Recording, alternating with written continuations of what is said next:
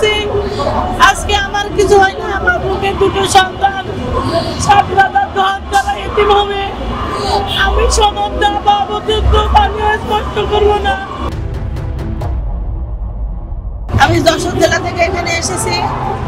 আমি ইতিহাস প্রভাষকের ভাইবা দিয়েছিলাম এনটিআরসিতে। সেখানে আমাকে বৈষম্যমূলকভাবে অকৃতকার্য দেখানো হয়েছে।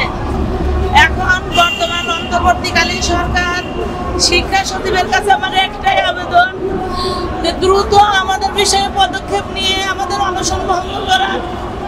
আমরা এখানে মৃত্যু সজ্জায় লড়ছি, আজকে আমার কিছু হয় না। আমার বুকে দুটো সন্তান, 7 রাজার ঘর যারা এতিম হবে।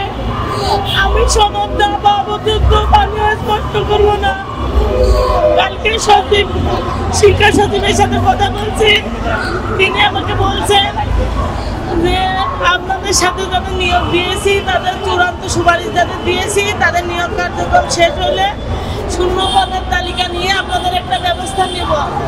কিন্তু আমাদের তো সনদ নাই, শূন্য পদের তালিকা দিয়ে আমরা কি করব? আমরা অনশনে আছি, ততক্ষণ পর্যন্ত আমাদের সনদ না দিবে আমরা ততক্ষণ পর্যন্ত অনশন ভাঙবো না। আমার ভাই বোনেরা এখানে অসুস্থ, আমি অসুস্থ, আমার হাতে সেলাইন চলতেছে, আমার দুধের বাচ্চা বাসায় 1.5 বছরের বাচ্চা। আপনারা কি চান আমরা এই দেশের নাগরিক না? আমাদের কেন সুদৃষ্টি আমাদের উপরে পড়ে না? আমরা কেন দিন ধরে রাস্তায়? আমাদের উপরে যদি আমাদের কনফিডেন্ট না থাকতো আমরা রাস্তায় থাকতাম না।